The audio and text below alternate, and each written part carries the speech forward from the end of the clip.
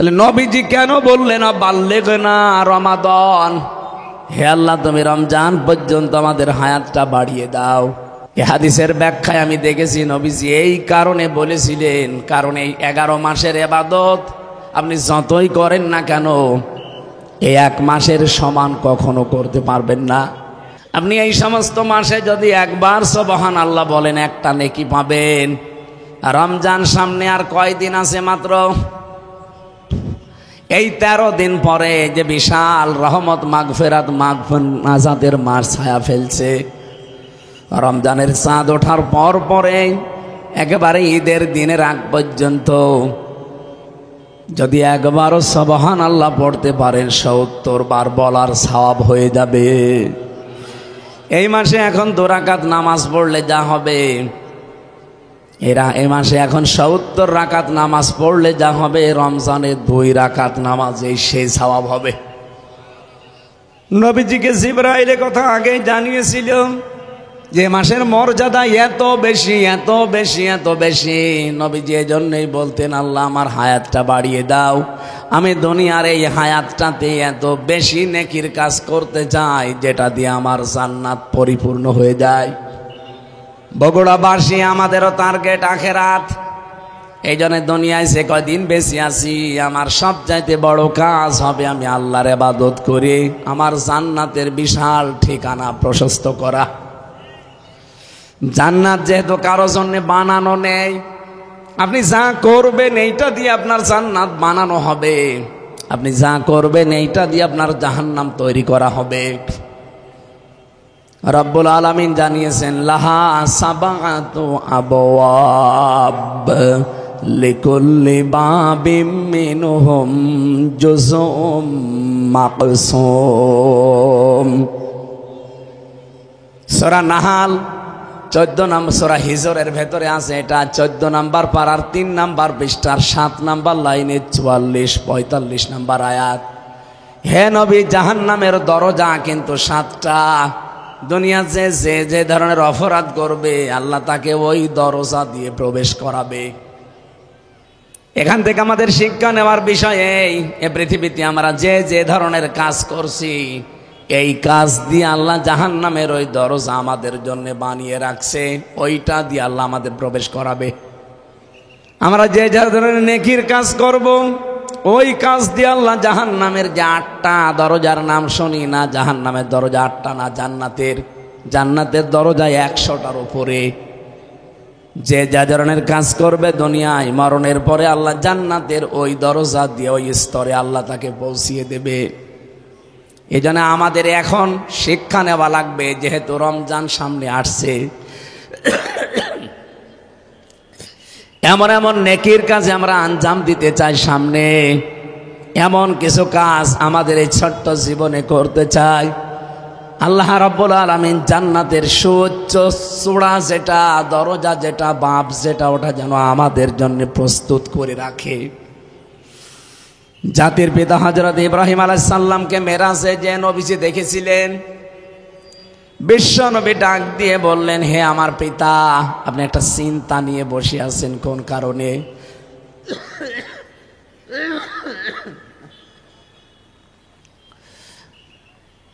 আমাদের জাতির পিতা যিনি হযরত ইব্রাহিম আলাইহিস সালাম, এটা আমার আল্লাহর বানানো, আর আমাদের বানানো যেটা ওটা তো এখন ভেঙ্গে চুরে শেষ।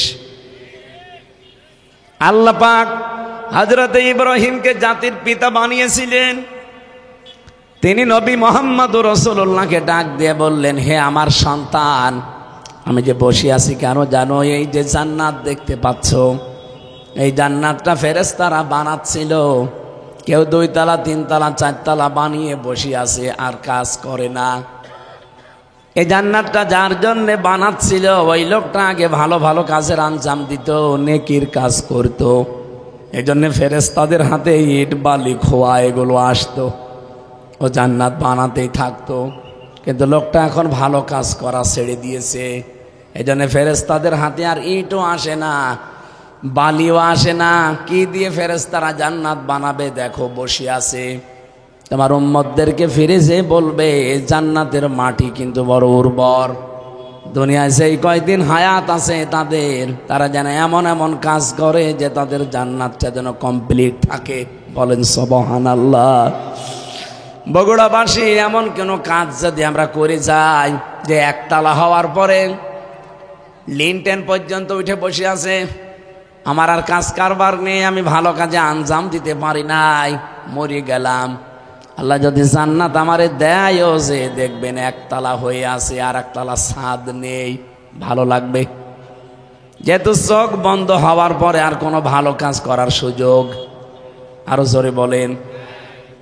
এই জন্য যতটুকু হায়াত আছে এর ভেতরে এমন কাজের আঞ্জাম দেওয়া লাগবে যেন অল্প কাজে বেশি নেকি পাওয়া যায়। এই জন্যেই নবীজি বাল্লিগনা রমাদান, যে আমাকে রমজান পর্যন্ত হায়াত পৌঁছিয়ে দাও, আমি এমন কিছু কাজ করতে চাই যেন আমার জান্নাতটা কমপ্লিট থাকে, আনকমপ্লিট না হয়। বলেন সুবহানাল্লাহ। এই জন্য আমরাও রমজান পর্যন্ত হায়াত চাচ্ছি। এই রমজানে গুরুত্বপূর্ণ কিছু জিনিস আমরা সামনে নিয়ে আসতে চাই। রমজানের ভেতরে 21 থেকে 29 বেজোড় রাতগুলোতে আল্লাহ রাব্বুল আলামিন গুরুত্বপূর্ণ কিছু সিদ্ধান্ত নেবেন। ফিহা ইফরাকু কুল্লু আমরিন হাকিম। আল্লাহ পাক বলেন এই গুরুত্বপূর্ণ কিছু সিদ্ধান্ত এই রমজান মাসে আমি আল্লাহ নিতে চাই। এদিকে তাকান। এই যে রমজান মাসে যেখানে কোরআনে কারীম নাজিল করেছেন আল্লাহ, আমরা জানি সবে কদরে এটা, আর সেই আয়াতই আমি পড়েছি, ইন্না আনজালনাহু ফি লাইলাতিম মুবারাকাহ। অবশ্যই আমার এই কোরআন আমি একটা বরকতময় রজনীতে নাজিল করেছি। ইন্না কুন্না মুনজিরিন, অবশ্যই আমি আল্লাহ নিজেই এর সতর্ককারী। বলেন সুবহানাল্লাহ। এটা বাংলা অর্থ বললাম, এবার আমরা তাফসিরে যাচ্ছি। সূরা দুখানের আয়াত। কোন সূরা? এটা ক্লাস চলছে, জবাব দেন কোন সূরা? দোকান মানে ধোয়া। দোকান মানে কি? তার মানে বাংলায় যেটা, এই যে বিড়ি, বিড়ির নামেও একটা সূরা আছে। বিড়ি যারা খান তারা এখন চিন্তা করবেন যে কোনো অসুবিধা নেই, আমার নামে সূরা আছে।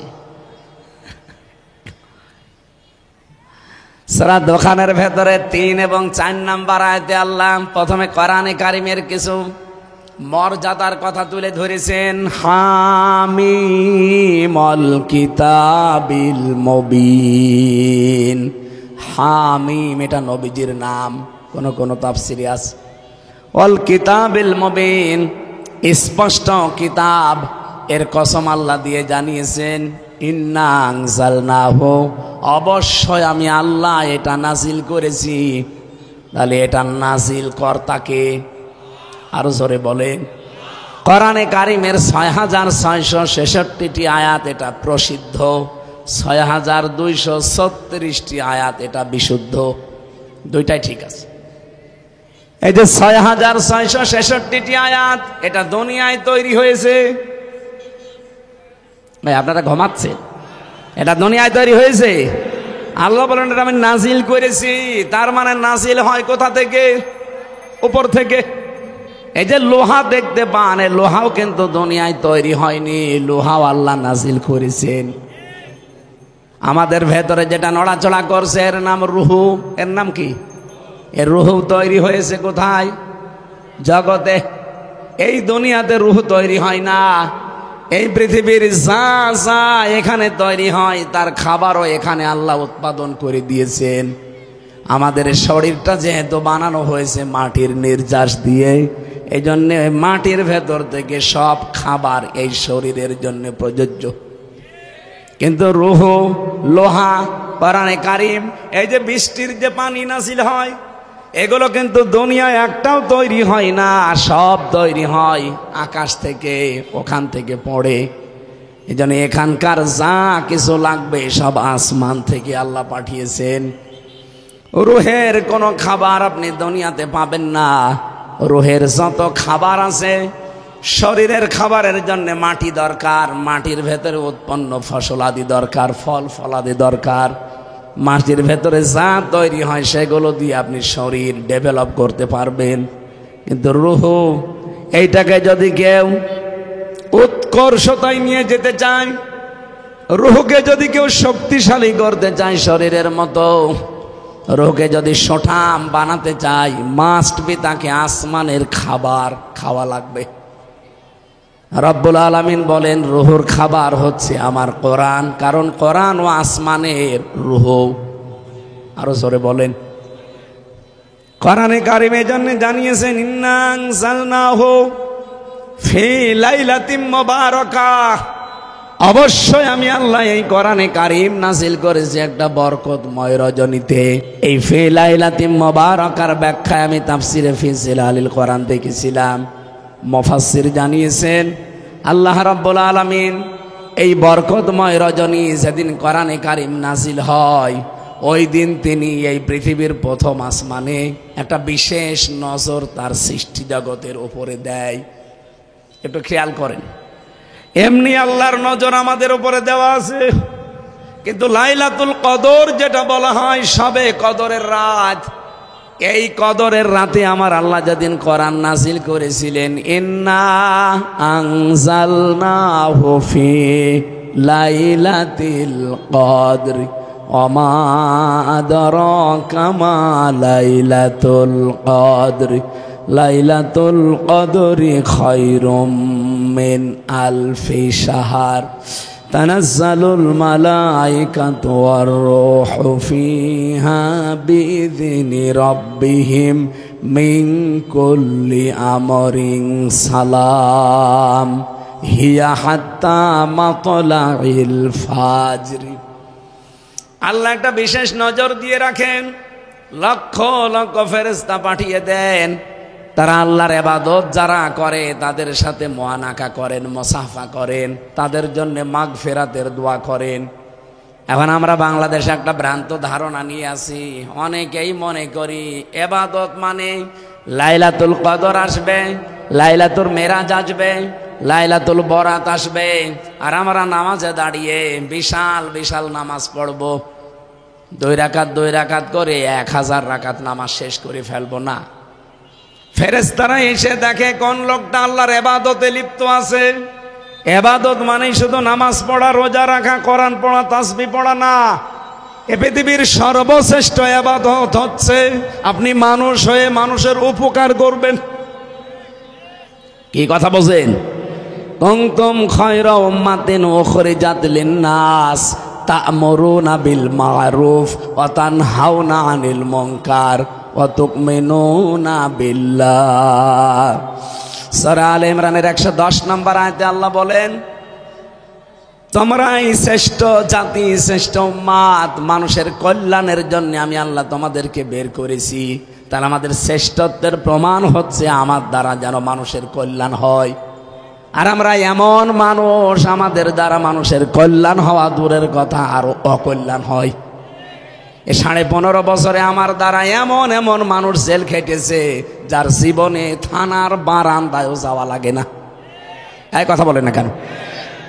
কিচ্ছু জানে না, মনে করেন এই ভাই ঘরে ঘুমিয়ে আছে, ঘুম থেকে উঠে দেখছে থানার হাজতে। কি গো, আমি কোথায়? জেলখানায়। থানার হাজতে? এখানে কেন? তুই গাছ কেটেছিস। কখন? স্বপ্নে। এরকম মামলা দেশে ছিল না? আপনার দ্বারা তা মানুষের উপকার হওয়ার কথা, আপনি কি করলেন? হাজার হাজার মানুষকে, প্রায় 1.5 লাখ মানুষকে এখনো পর্যন্ত জেলখানা।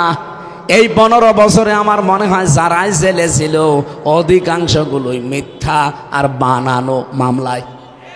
এই জন্য আমরা চাই হাসিনার আমলে যারাই জেলে গেছে এই মানুষগুলোকে আর ভেতরে রাখা ঠিক না, ছেড়ে দেওয়া দরকার। হিংসার বশবর্তী হয়ে শুধু এই মানুষগুলোকে আপনি আটক করে রেখেছিলেন। বগুড়াবাসী আপনার শ্রেষ্ঠত্বের প্রমাণ যে, কিন্তু ফেরেশতারা আসবে ওই দিন রাতে, এসে শুধু আপনি নামাজে থাকবেন, রোজা করবেন, জিকির করবেন, কোরআন পড়বেন, তাসবিহ পড়বেন, এ তার জন্যই মুসাফা করবে না। আল্লাহর ফেরেশতারা এসে দেখবে যে আপনি জনকল্যাণমূলক কোন কাজে আছেন। অন্তত এই রাতের বেলা যদি আপনি একটু যেয়ে দেখেন যে 2-3 বাড়ি পরে কোন মানুষের বাড়িতে খাবার নেই, কার মেয়েটা লেখাপড়া করতে পারে না বা বিয়ে দিতে পারে না, সাধ্যমতো যদি তার বাড়িতে যে কিছু দিয়ে একটু সান্ত্বনার বাণী দেন, এইটাই পৃথিবীতে সবচাইতে বড় নেক কাজ। এরকম কাজ সবে বরাতে সবে কদরে এদেশে হয় না। খালি এই মসজিদ থেকে ওই মসজিদ, ওই মসজিদ থেকে ওই মসজিদ, খালি ঘুরে বেড়ায়, মনে হচ্ছে ইবাদতের বন্যা বয়ে যাচ্ছে। ফেরেশতা শুধু জিবরাইল আসে না, লক্ষ লক্ষ নিয়ে আসে। আর আল্লাহ বলেন আমি নিজে আমার সৃষ্টি জগতের উপর একটা বিশেষ নজর দেই, অন্য দিনও দেই, তবে এই সবে কদরে সবে বরাতে একটা বিশেষ আলাদা নজর দিয়ে রাখি। আমরা 5টা রাতের নাম পেয়েছি, সবে বরাত, সবে কদর, সবে মেরাজ আর 2 ঈদের রাত।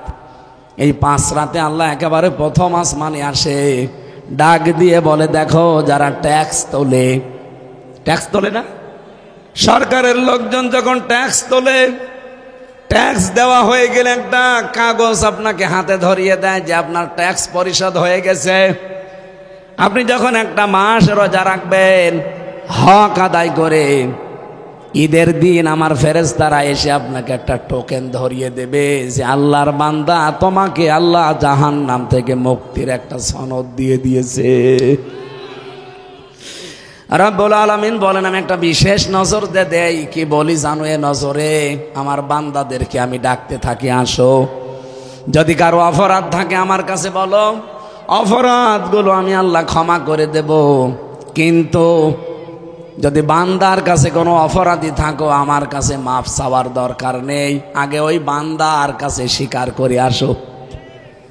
এই 15.5 বছরে আল্লাহর কাছে অপরাধ যাই হয়েছে, আমি যতটুকু দেখলাম এই 15.5 বছরে সবচাইতে মানুষের বান্দার কাছে অপরাধ বেশি হয়েছে। উনি বলছিলেন যে 3 বার আমরা আসলে ভোট দিতে পারি নাই। আসলে আমার এখন 33 বছর বয়স, 92 সালে আমার জন্ম। আমি হিসাব করে দেখেছি 18 বছর থেকে ভোট দিলে আমি 3 বার ভোট দিতে পারতাম, একবারও পারি নাই। আমি মানুষেরটা বলতে যাব কোন কারণে? আমার নিজেই তো ভিকটিম।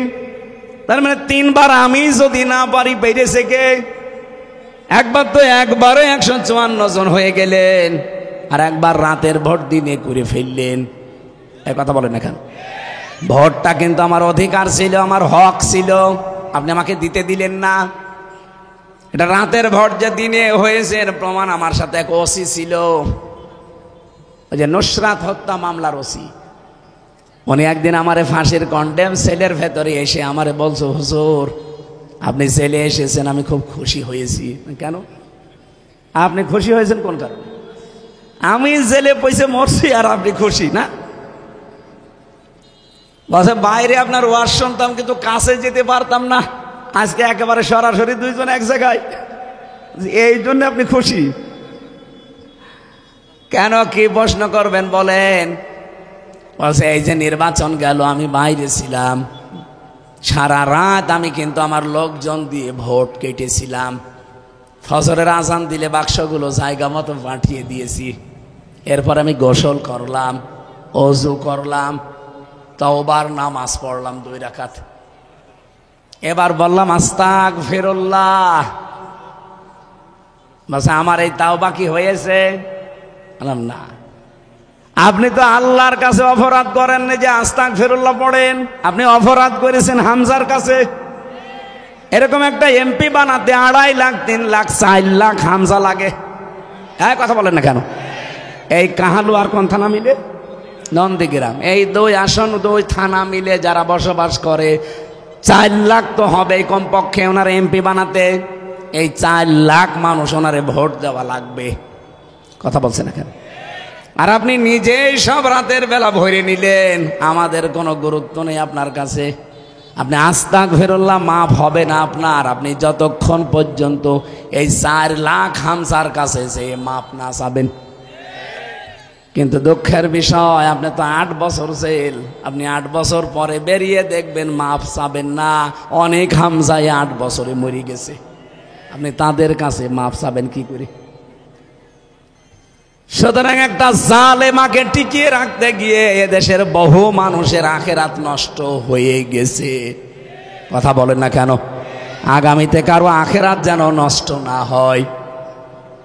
রব্বুল আলামিন কিন্তু প্রথম নাম্বারে একটা বলে যে আমার কাছে মাপ চাও, আমার অপরাধগুলো আমি মাফ করে দেব, কিন্তু আমার বান্দার সাথে কোনো যদি অপরাধ হয়ে থাকে ওটা আমার মাফ করার এখতিয়ার নেই, ওর কাছে আগে মাপ চাও।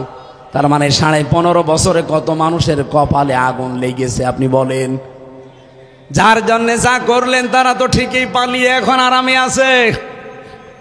কোনদিন আপনাকে জিজ্ঞাসা করেছিল যাওয়ার সময় যে আমি চলে যাচ্ছি 14টা ব্রিফকেস নিয়ে সব মাটি ভরে নিয়ে গেলাম? মাটি ভরে নিয়ে গেছে। একটা বারের জন্য আপনাকে বলে গেল না যে দেখো চলে গেলাম তোমরা ভালো থেকো? এমনকি কাওয়া কাকেও কেউ বলে নাই। আমার নাম্বারটা জোগাড় করে তো বলতে পারতো যে হামজা 3 বছর জেল খাটালাম, অন্তত মাফ করে দিও, তাও বলে নাই। চলে যে ঠিকই স্বামীর বাড়িতে খাচ্ছে। কে কথা বলছে না কেন? ষড়যন্ত্র কিন্তু উনি এখনো থামিয়ে দেয়নি, এখনো চালাচ্ছে। এমনকি এখন আরো বেশি। ডোনাল্ড ট্রাম্প আসার পরে ওরা চিন্তা ভাবনা করেছিল ট্রাম্পকে দিয়ে আর একটা গুটি চালার। এই জন্য মোদি সাহেব এখনই যে পড়ে আছে যে ট্রাম্পের কাছে আমাদের দেশ সম্পর্কে এমন এমন কিছু তথ্য তুলে ধরবে যেন এ দেশ জঙ্গি এটা প্রমাণ করা যায়। এই যে আমরা এক জায়গায় বসে কোরআন শুনছি, জমার দিন নামাজ পড়ে বের হই না? হাজার হাজার মানুষ যখন জমার দিন বের হয় রাস্তায় নামাজ পড়ে, ওই সময় কিছু উগ্র আছে এই দেশে, আমি নাম নিলাম না তাদের, এই শয়তান উগ্রগুলো ছবি তুলে ওখানে পাঠায়, বলে এই দেখেন বাংলাদেশ জঙ্গিতে ভরে গেছে। এমনিতেই ট্রাম্প সাহেব তো দাড়ি টুপি দেখলে ভয় পায়। বাংলাদেশে যে জঙ্গি নেই তার প্রমাণ এই 6 মাস 10 দিন। এই কথা বলেন না কেন? 6 মাস 10 দিনে একটা জঙ্গি মামলা হয়েছে? কেউ ধরা পড়েছে? কেন পড়ে না? কারণ জঙ্গির নাটক যিনি লিখবে উনি তো স্বামীর বাড়ি, আর যাদেরকে দিয়ে এগুলো স্ক্রিপ্ট করাবে তারা এখন সব পালিয়েছে। এই মনিরুল, আসাদুজ্জামান, কাউন্টার টেররিজমের এগুলো এরা করতো। আলেমদেরকে ইসলামপন্থী মানুষদের ধরে নিয়ে যেত, ধরে নিয়ে এক জায়গায় আটক করে রাখতো 2 মাস 5 মাস 6 মাস পরে বের করে বলতো এই যে জঙ্গি ধরা পড়েছে। কিচ্ছু না, এগুলো সব বানানো। আমি রিমান্ডে নিজে ওদের গোপন কথা শুনেছি মাটির নিচে। ওরা নিজেরা বলা কওয়া করছিল যে এইভাবে আর কতদিন। এই দেখেন কোরআন আমার সামনে, আল্লাহর কসমে মাথায় নিয়ে বলছে, ওরা নিজেরা বলেছে, আমি মাটির নিচে বসে শুনেছি। ওরা তো আর জানে না, ওরা মনে করছে ওর সব কিছু তো বান্ধা, আর আমি যে ওখানে আছি ওরা ওই সময় জানেও না। ওখানে যাই কয়টা অফিসার ছিল নিজেরা বলা কওয়া করছে যে এইভাবে আর কতদিন। কারণ আমার নামে মামলা দিয়েছে আনসারুল্লাহ বাংলা টিমের প্রধান, আমি সারা বাংলাদেশের, অথচ আমি কিছু জানি না। আমি ভেতরে যে একজনকে পেয়েছিলাম তার নাম আব্দুল মতিন। ওরা যে বলে জঙ্গি জঙ্গি, কিসের জঙ্গি? এই লোকটা আব্দুল মতিন হচ্ছে আল্লাহ দলের প্রধান। ওনার একদিন বললাম যে ভাই আপনি কয় বছর আছেন? বলছে 17 বছর। কি আপনি কি? বলছে আমি আল্লাহ দলের প্রধান, আমি সভাপতি। তাই আপনি আল্লাহ দলের সভাপতি, আপনার সেক্রেটারি কে? বলছে আমার ছেলে। আমরা 2 বাপ বেটায় 17 বছর জেলে আছে, আপনার লোকজন বাইরে বসে, আর কেউ নেই। ওরা নিজেরাই সভাপতি, নিজেরাই সেক্রেটারি, এই সমস্ত নিজেরা নাটক করে বানিয়ে ওই 2 জনের জীবন নষ্ট করে, আর আমেরিকার কাছে দেখায়, দাদা বাবুদের কাছে দেখায়, দেখেন এই দেশে কেমন ভয়ঙ্কর জঙ্গি। তার চেহারা দেখলে আপনি নিজেও ভয় পাবেন। এত বড় বড় চুল, গোপ, দাড়ি, কারণ তাদেরকে 24 ঘন্টা তালা লাগিয়ে রাখে। সুতরাং এই দেশটাকে এখনো অস্থিতিশীল করার জন্য চেষ্টায় বসে আছে ডক্টর মোহাম্মদ ইউনূস। তো এই মাথা না, ওর একটা ম্যাগনেট। যেই দিন ট্রাম্প, মোদি গেছে ট্রাম্পের কাছে এ সমস্ত নালিশ করার জন্য বাংলাদেশ নিয়ে, ঠিক ওই দিন আন্তর্জাতিক মিডিয়া নিয়ে আয়নাঘর পরিদর্শনে গেছে, আর জাতিসংঘ ওই দিনই রিপোর্ট দিয়েছে। ওর একেবারে বাড়া ভাতে লবণ দিয়ে দিয়েছে, নে খা। ট্রাম্প যে কথাগুলো বলেছে একটা হাসিনার পক্ষে আরো বিপক্ষে চলে গেছে। এখনো পর্যন্ত এই পালানো বুবুর উস্কানিতে পা দিয়ে যদি এই দেশে অস্থিতিশীল করার চেষ্টা করেন, গোপালগঞ্জের দিকে তাকান, অপারেশন ডেভিল হান্ট চলছে, কিন্তু পেছনে এমন পিটানি দেবে লাল হয়ে যাবে বাদরের মতো। একবার পিটিয়েছিল না উস্কানিতে পা দেওয়ার কারণে? ওই সময় গোপালগঞ্জ থেকে ঢাকায় আসলে, বসে আসলে 300 টাকা, আর দাঁড়িয়ে আসলে 1000 টাকা। আবার যদি কেউ এই দেশে এরকম উস্কানিতে পা দিয়ে দেশটাকে আবার অরাজকতা সৃষ্টি করার চেষ্টা করেন, এরপরে কিন্তু আর একটা নতুন গজব আসতেছে। এখন তো ডেভিল হান্ট চলছে, এর বাবা আসবে আবার। এই জন্যে আমরা কারো উস্কানিতে পা দেব না। কথা বলেন ঠিক কিনা? এদেশকে আমরা শান্ত সৃষ্ট করার জন্যে শুধু ওই 14 দল বাদ দিয়ে সব আমরা এখন এক। ওই 14 দল যা করেছে, দেশটাকে জাহান্নাম বানিয়ে ফেলেছিল ওদের নিজেদের বিচারপতির কথা। বিচারপতি বিদায় নেওয়ার আগে বলে গেছে যে কি করবেন, দেশটা তো জাহান্নাম হয়ে গেছে। বিচারপতিরা যদি এই কথা বলতে পারে, আর কোন জায়গা বাকি থাকে বলেন? মানুষের সর্বশেষ আশ্রয়স্থল বিচারালয়, আর সেইটাকে ওরা একেবারে নিজের হাতের ভেতরে। একজন মানুষ জামিন নিয়ে বের হবে না, জামিন জজের হাতে নেই, বিচারপতির হাতে নেই, জামিন সব গোয়েন্দা বিভাগের হাতে। আমার মামলার অলরেডি জামিন দিয়ে দিয়েছে, আমি গেটে আসলাম, বলছে না এখনো ক্লিয়ারেন্স হয়নি। আরে ক্লিয়ার কিসের ক্লিয়ারেন্স লাগবে? আদালত আমার জামিন দিয়ে দিয়েছে। বলে না, এনএসআই, ডিজিএফআই, এসবি, সিটিটিসি, এরপরে 27টা এরকম গোয়েন্দা সংস্থা আছে। এই 27 জন রিপোর্ট দেবে যে না এরে এবার ছেড়ে দেওয়া যায়, বুবুজান বলে দিস, তারপর আপনাকে ছাড়বে, নাই তো গেট থেকে আবার নিয়ে আর একটা মামলা দিয়ে ঢুকিয়ে দেবে। এই চলছিল দেশের অবস্থা। আর বাকি দিক বিভাগগুলো তো বললাম না, এমন কোনো জায়গা নেই যা ওরা নষ্ট করে নাই। এই জন্য আগামীতে আমরা দেশটা এমন ভাবে তৈরি করব, কেউ যেন এ দেশটাকে আর আয়না ঘর বানাতে না পারে। এই কথা বলেন না কেন? মানবতার সাথে যেটা কত বড় মহান কৌতুক, আয়না ঘর। আমি 10 দিনে হাফ পাগল হয়ে গেছি। আর যে লোকটা 8 বছর 10 বছর পড়ে আছে, 3.5 হাত এদিকে, এদিকে 1.5 হাত, সামনে একটা টয়লেট দেওয়া, 24 ঘন্টা আপনার পায়ের সাথে চেন বাঁধা থাকবে। আপনি চিন্তা করেন তো, নিজেকে ওই জায়গায় দাঁড় করিয়ে কয়দিন থাকতে পারবেন? এখনো পর্যন্ত অনেকে বলে না বাবু কি করেছে যে ওনার পালিয়ে যাওয়া লাগলো। তোমার সাথে তো করেনি। তোমার বাবারে যদি এভাবে আয়না ঘরে 10 বছর রেখে দিত, তুমি টের পেতে। কে কথা বলে না কেন? এই জন্য যার অপরাধ আল্লাহর কাছে হয়েছে, আস্তাগফিরুল্লাহ পড়ে মাপ পাবেন সামনে। কিন্তু বান্দার সাথে যাদের অপরাধ হয়েছে, আগে মাপ চেয়ে যান, তার ক্ষতিপূরণ দিয়ে যান, এরপরে আস্তাগফিরুল্লাহ পড়েন। রব্বুল আলামিন ডাকতে ডাকতে ফজর পর্যন্ত ডাকতে থাকেন। আশ্চর্যের বিষয় হচ্ছে, 2 শ্রেণীর মানুষকে আল্লাহ বলেন আমি আজকে মাফ করি নাই, করবও না। এই 2 প্রকার মানুষ যদি পৃথিবীতে বসবাস যারা করে, 1 নম্বরে যারা শিরিক করে। কি করে? আরো জোরে বলেন। শিরিক যারা করে তাদের কোনো মাফ নেই। আজকে সবে কদরে বলেন, সবে বরাতে বলেন। 2 নম্বরে যারা হিংসুক, বিদ্বেষ রাখে। আর বাংলাদেশে এই 2টা অপরাধী বেশি। কি কথা বলে না কেন? এত হিংসা। ওয়ালা ইয়াজরিমান্নাকুম শানানু কওমিন, 2 জায়গায় আয়াতটা আল্লাহ দিয়েছে কোরআনে। আল্লাহ পাক বলেন সাবধান, হিংসার বশবর্তী হয়ে কোনো ব্যক্তি, কোনো দল, কোনো গোষ্ঠী, তাদেরকে জুলুম অত্যাচার করে ধ্বংস করে দিও না। আর এইটাই করা হয়েছে এই 54 বছরে। যার ওপরে হিংসা একবার কারো লেগে গেছে, তার জীবনটা জাহান্নাম বানিয়ে দিয়েছে। এই জন্য সরঞ্জিত বাবু বলেছিল, বাঘে ধরলে ছাড়ে, হাসিনা ধরলে ও যারেই ধরেছে দেখেন তার জীবন শেষ। ভালো মানুষ কালার করে দিয়েছে। আল্লামা সাইদির মতো মানুষকে ধর্ষণের মামলা দিয়েছে। 50টা বছর কোরআন প্রচার করে বেড়ালো, আর তার নাম দিয়েছে ধর্মীয় অনুভূতিতে নাকি উনি আঘাত দিয়েছে, উনি ধর্ষণ করেছে। মহিলাকে সাজিয়েও নিয়ে এসেছে। অ্যাডভোকেট তাজুল ইসলাম জিজ্ঞাসা করছে, এই মেয়ে মাওলানা সাইদি তোমাকে ধর্ষণ করেছে? বলছে জি হ্যাঁ। তোমার জন্ম তারিখ কত? 1975। ধর্ষণ করেছে কত সালে? 1971-এ। অ্যাডভোকেট তাজুল ইসলাম বলছে, বিচারপতি এই পয়েন্টটা একটু লেখেন, ওর জন্ম 75-এ, ওর ধর্ষণ করেছে 71-এ। এটা কি রুহের জগতে? ওই দিনই তো মামলা ঢিসমিস হয়ে যাওয়ার কথা। এই কথা বলেন না কেন?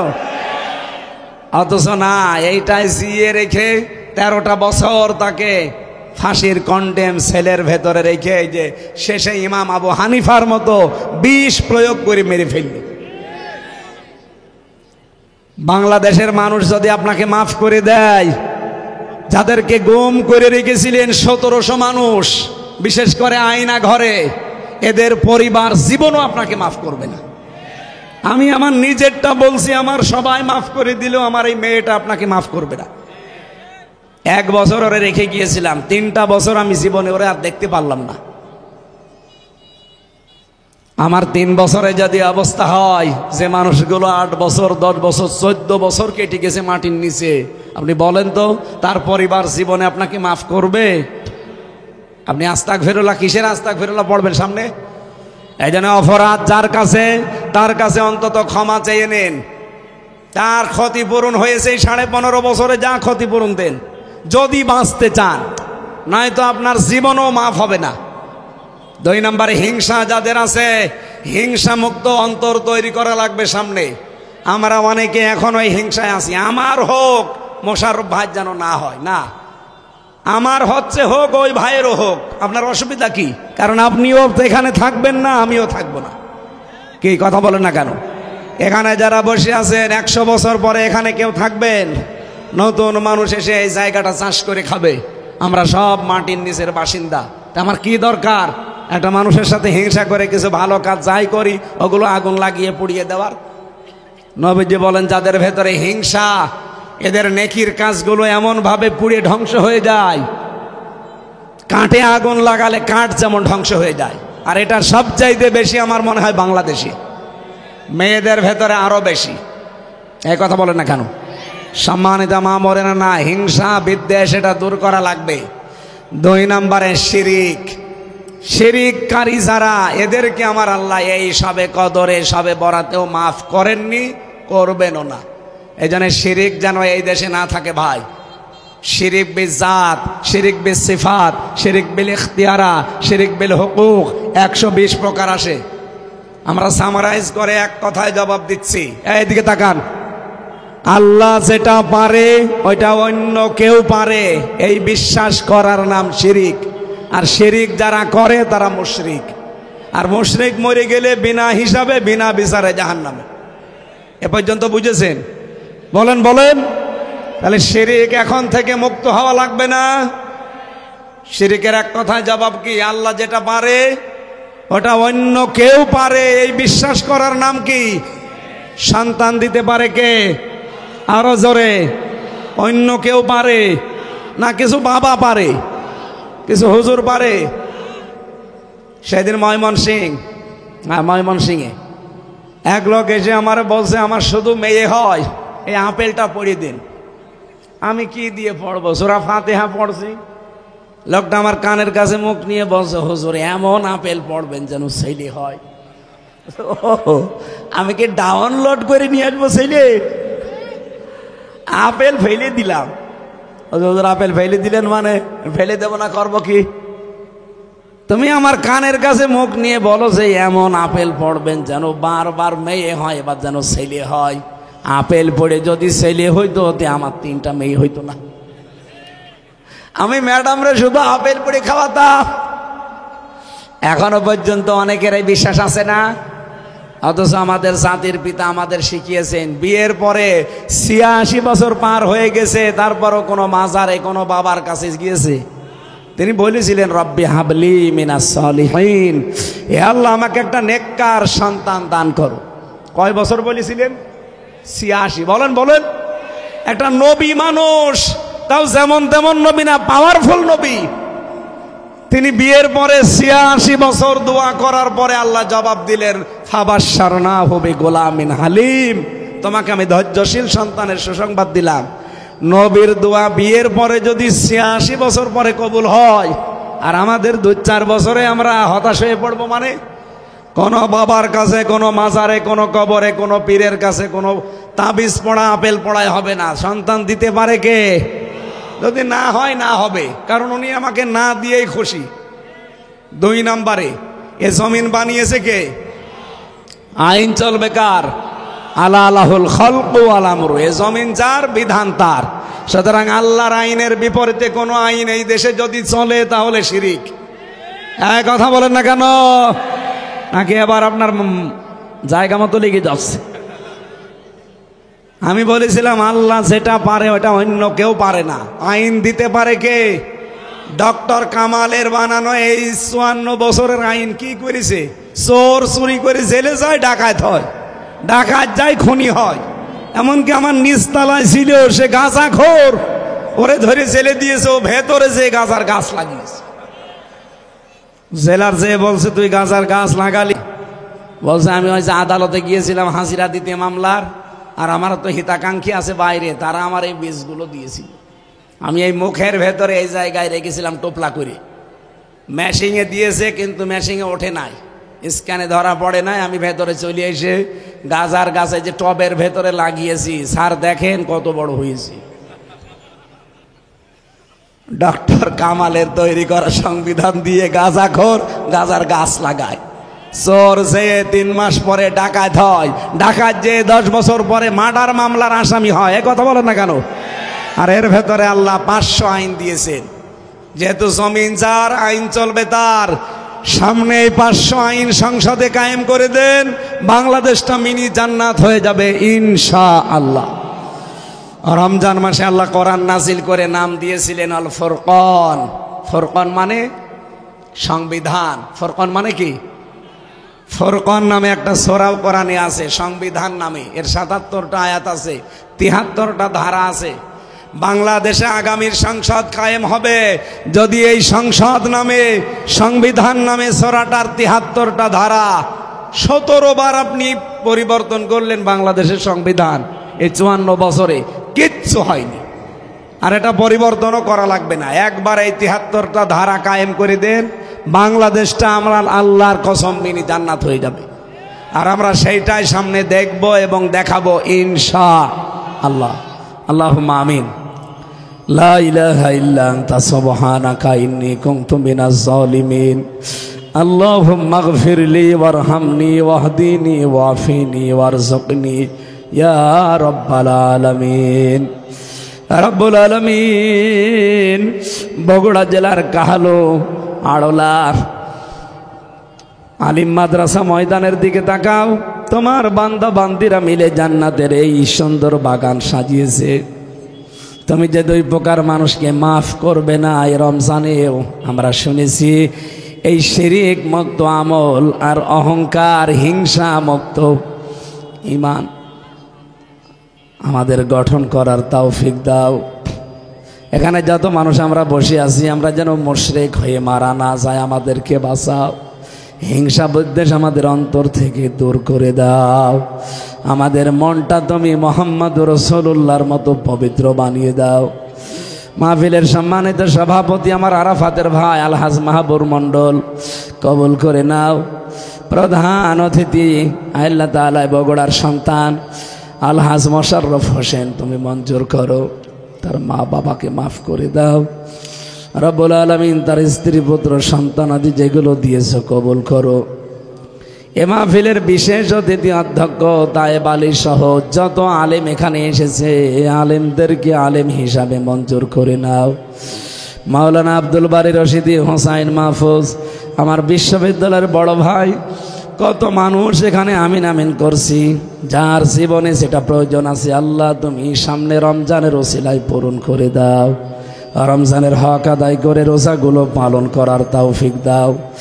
মা বোনদেরকে পর্দার আড়ালে তুমি খাদিজার মতো আয়েশার মতো বানিয়ে দাও। এলাকায় মাটির নিচে যত মানুষ ঘুমিয়ে আছে কবরগুলো জান্নাত বানিয়ে দাও। আগামীর দেশটা তুমি কোরআনের হাতে তুলে দাও। চর্ম চোখে যেন দেখতে পারি 56,000 বর্গ মাইল তোমার কালাম দিয়ে চলছে। এই মাদ্রাসার যত প্রয়োজন আছে আল্লাহ তুমি মিটিয়ে দাও। এখানে যারা লেখাপড়া করে এদের মেধা স্মৃতি খুলে দাও। আলহামদুলিল্লাহ রাব্বিল আলামিন। মরণ আসলেই যেন পড়তে পারি লা ইলাহা ইল্লাল্লাহু মুহাম্মাদুর রাসূলুল্লাহ। আসসালামু আলাইকুম। আমার জেলখানায় লেখা বই আছে মেয়েদের ওপরে, দাম্পত্য সমস্যা এবং সমাধান, এবং কোন কাজে কোন জান্নাত, কোন কাজে কোন জাহান্নাম, এই দুইটা বই এখানে পাওয়া যাচ্ছে। গাড়িতে আছে, নিয়ে যান। মঞ্চে আছে। এখান থাকলে আপনাদের মেয়েদের জন্য নিয়ে যান, কাজে লাগবে, মেয়েদেরকে পড়াবেন।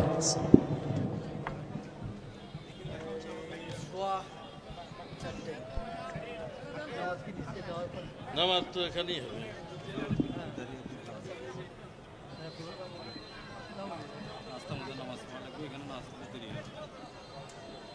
এখানেই নামাজ হবে।